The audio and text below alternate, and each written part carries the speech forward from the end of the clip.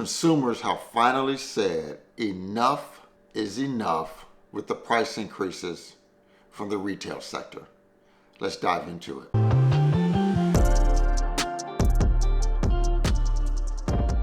So finally, guys, we as consumers have said enough is enough. We are tired of the retail sector raising prices on us, thinking we would do nothing about it. But like I said, we have finally said enough is enough.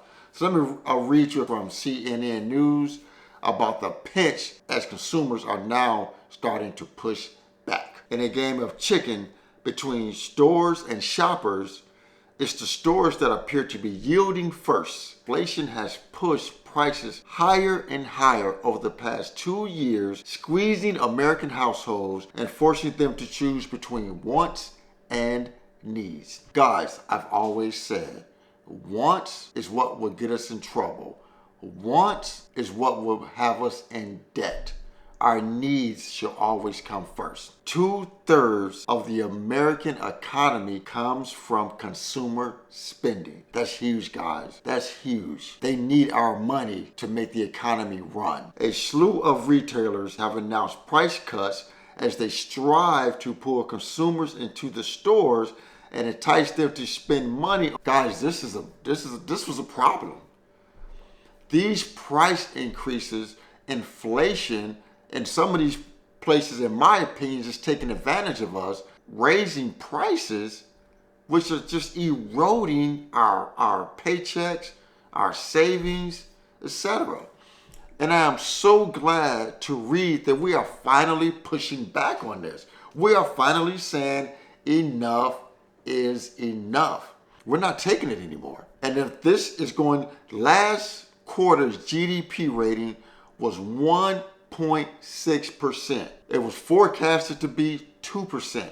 We were even less at 1.6%. So what that means is we're starting to spend less money right now. And that should worry the Fed, Mr. Jerome Powell, because he does not want the economy to go into a recession. A recession means 2 quarters of consecutive negative GDP. A strong GDP is about 2%. 1.6% GDP, which it was last quarter, is not good, guys. That is not good.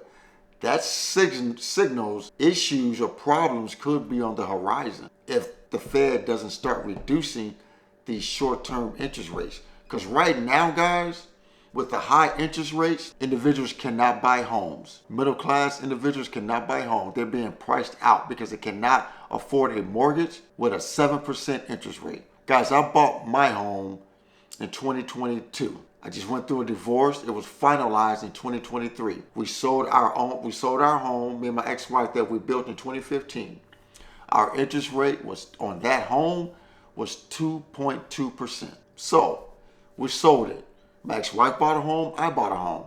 My interest rate on my home right now is 6.5%. Some people just cannot afford that. And especially right now, as I'm taping this video, interest rates are low 7% right now. Individuals cannot afford a 7% interest rate. They just cannot afford it. So they're not buying homes right now. And then individuals that own homes are not selling right now because they don't want to have to go and pay a higher interest rates. So what's happening right now in the real estate market is slow right now. It's very slow. People not selling, people not buying. So the Fed, Jerome Powell, is going to have to make a move real soon, or the economy is going to be on the verge of a recession, guys. It's just being honest. The economy is going to be on the verge of a recession if he does not start lowering the Fed prime interest rate real quick soon and start cutting the rates. Otherwise, I personally see us going into a recession. 1.6% GDP, I was shocked. I was like, I know spending has slowed down, but I thought we may still be at a 2, which is pretty strong, but 1.6, that's not good. It's inching lower, guys. So, but I'm glad we as consumers are pushing back now and saying enough is enough with these price gouging and saying, you know what, we're just not going to pay these prices anymore. We'll just keep our money in our pockets. So guys, I want to thank you guys for tuning into the video today. How us as consumers are starting to say enough is enough. At retailers, we're not paying these high prices anymore, because this is what we needed to do to get them to start coming down on these prices. So with that, guys, I really appreciate the support, helping me build my YouTube channel. Remember to like the video, share the video, and most important, please consider subscribing to my YouTube channel, Frank Talks Money.